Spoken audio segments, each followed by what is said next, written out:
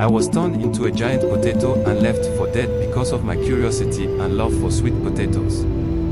Title: The Curse of Ukpuru Ndu. In the heart of our village, Umuchi, stood the forbidden tree, known to all as Ukpuru Ndu, the root of life.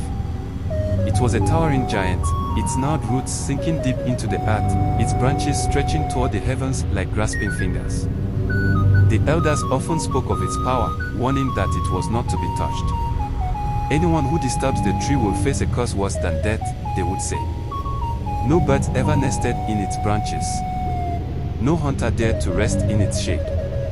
Even the wind that passed through its leaves carried an eerie whisper. But I, Kenna, was different. I was not afraid.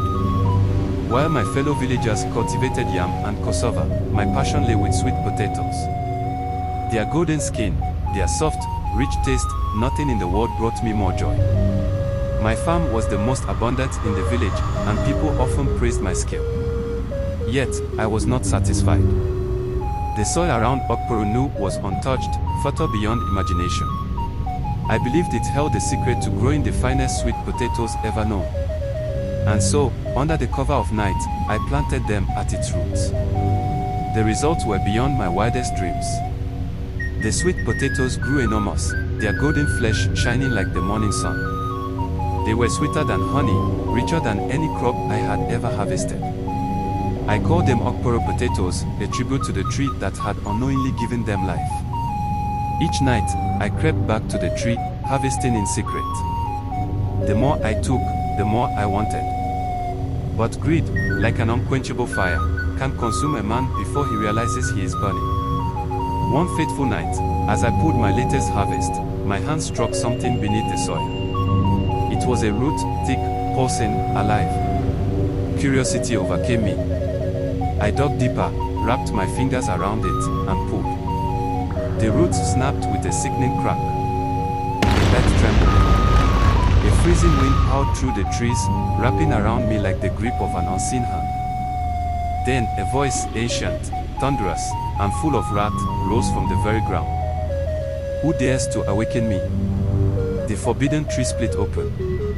Its bark cracked like thunder, revealing a figure emerging from within. She was tall, her skin shimmering like golden leaves, her eyes burning like the sun at noon. It was Adeku, the guardian of Ukpuru Ndu. You have stolen from me, she said, her voice neither loud nor soft but carrying the weight of 1,000 years.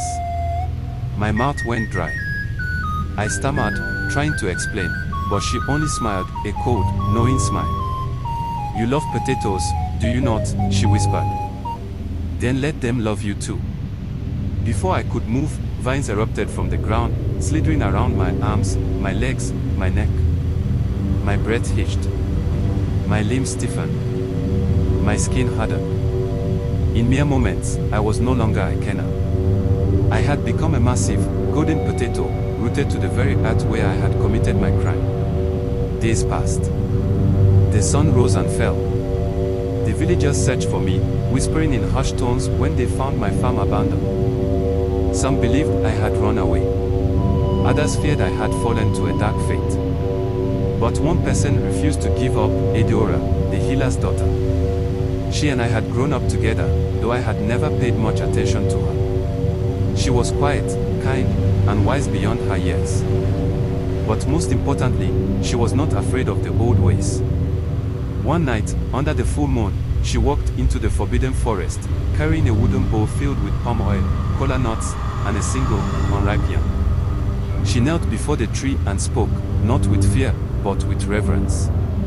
Ukpuru Ndu, great tree of life, hear me. The wind howled. Leaves rustled. But she did not flinch. Ikena is foolish, but he is not wicked. He loves the land, though he took without asking. If his crime was greed, then let his lesson be learned. But do not let him rot away. For a moment, there was silence. Then, the ground trembled once more. The vines constricting me tightened one last time, before shattering into dust. I fell to the ground, gasping as air filled my lungs. I was human again. My skin was warm. My hands were my own. Adeku's voice echoed through the trees. Do not return here, Ikena. Some gifts must be earned, not taken. Eudora reached out, her hands steady, her eyes filled with relief. You owe me a farm, she teased. I let out a breathless laugh, gratitude washing over me. I owe you my life.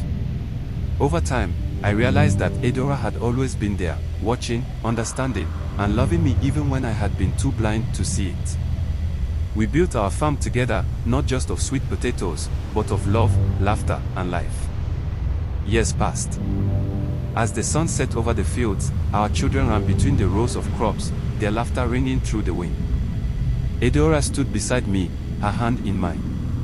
My greed had once nearly cost me everything.